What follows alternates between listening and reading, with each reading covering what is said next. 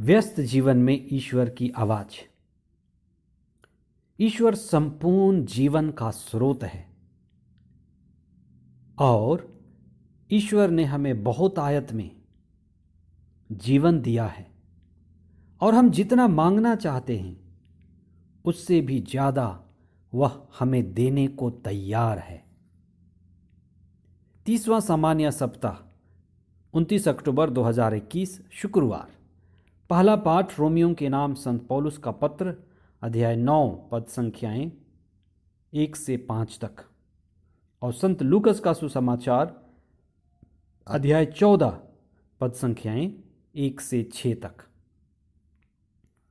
जीवन को व्यवस्थित, संतुलित और स्थिर बनाए रखने के लिए नियम बनाया जाता है।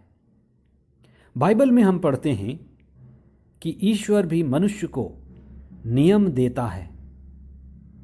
इसलिए बाइबल को हम व्यवस्था का ग्रंथ, व्यवस्था की आत्मापूर्ण किताब भी कहते हैं। आध्यात्मिक नियम जो हमें दिए गए हैं उनके समुचित पालन से हमारे बीच सुव्यवस्था बनी रहती है और हम शांति का अनुभव कर सकते हैं। लेकिन जीवन जो हमें मिला है, जिसका स्रोत ईश्वर है, नियम से बड़ा है। जीवन जो हमारे बनाए गए व्यवस्था है उसके ऊपर है, सर्वोपरि है।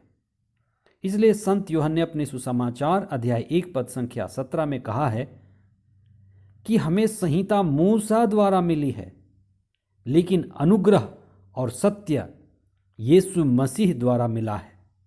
इसलिए याद रखें, हमें जो अनुग्रह मिलती है, कृपा मिलता है और सत्य और जीवन मिलता है, वह यीशु मसीह द्वारा मिलता है। विश्राम के दिन फरीसी के घर में एक बीमार व्यक्ति, जिसके पेट में जल भरा हुआ था और वह दर्द से कराह रहा था होगा, ईसा ने उसे अपना ही भाई माना और बेटा माना और वह विश्राम दिवस के नियम को तोड़कर उस बीमार व्यक्ति को चंगा कर दिया। और प्रभु यीशु यह सिखाना चाहते थे कि ईश्वर ही जीवन का स्रोत है और ईश्वर मनुष्य को जीवन देना चाहता है और ईश्वर नियम से बड़ा है। ईश्वर ही जीवन का स्रोत है। कई बार हमारी अज्ञानता हमें मार डालती है, हमारे अंदर के प्रेम, दया, करुणा और जीवन को दबा देती है। सुसमाचार के मुख्य अंश। ईसा किसी विश्राम के दिन एक प्रमुख फरीसी के यहाँ भोजन करने गए। वे लोग उसकी निगरानी कर रहे थे। ईसा ने अपने सामने जलोदर से पीड़ित एक मनुष्य को देखकर शास्त्रियों और फरीसियों से यह कहा, विश्राम के दिन चंगा करना उचित है या नहीं? इस पर ईसा ने जलोदर पीड़ित का हाथ पकड़कर अच्छा कर दिया। तब ईसा ने उससे कहा, यदि तुम्हारा पुत्र या बैल कुएं में गिर पड़े तो तुम लोगों में ऐसा कौन होगा जो उसे विश्राम के दिन ही तुरंत बाहर नहीं निकालेगा?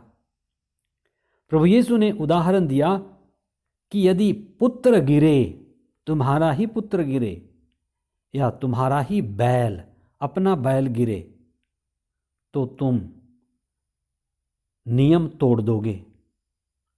नियम तुम्हारे लिए अपवाद होगा, नियम काम नहीं आएगा। प्रभु यीशु पिता ईश्वर के प्रतिरूप थे, जो पिता ईश्वर के दयालुता और करुणामय हृदय को प्रकट करते हैं। प्रभु यीशु ने उस जलोदर से पीड़ित व्यक्ति को चंगा कर ईश्वर की करुणा को प्रकट किया। ईश्वर नियम के आगे है और जीवन से परिपूर्ण है और वो हमें जीवन से भरना चाहता है, आत्मा से भर देना चाहता है। वह ज्ञान और कर्मकांड से अधिक प्रेम, दया और करुणा चाहता है। बहुत बार हम अपने ही लाभ और अपनी भलाई के लिए नियम और संहिता का पालन करते हैं, लेकिन नियम में जो आत्मा है और जीवन है उसको दबा देते हैं। प्रार्थना और कर्मकांड बिना आत्मा, प्रेम और जीवन के मृत प्राय हो जाता है। अतः वही नियम अच्छे और जीवनदायी हों, जो आत्मापूर्ण हैं, जो हमें ईश्वर से और मनुष्य से जोड़ते हैं, जो मनुष्य के कल्याण के लिए हैं। इन्हीं नियम को प्रभु यीशु ने प्रोत्साहित किया और बढ़ाया। जो आत्मा रहित हैं, जीवन लेने वाले हैं, ऐसे नियमों को प्रभु ने हटाया। संत पौलुस स्वयं अपने लोगों को आज के पहले पाठ में मुक्ति के लिए आत्मत्याग और आत्म बलिदान करना चाहते हैं। जैसे प्रभु यीशु ने अपने दुख भोग, मृत्यु और पुनरुत्थान द्वारा हमें बचाया, वे अपने लोगों के लिए दुख उठाते हैं, उनकी मुक्ति के लिए कष्ट झेलते हैं और यही अनुभव करते हैं कि वो जो कुछ भी करना पड़े अपने लोगों की मुक्ति के लिए प्रभु यीशु के जैसे ही आत्मत्याग करेंगे और दुख उठाएंगे। आइए यही मनोभावना भी हम अपने परिवार के लोगों के प्रति रखें, अपने लोगों के प्रति रखें कि आत्मत्याग में ही असली जीवन और प्रेम छिपा है।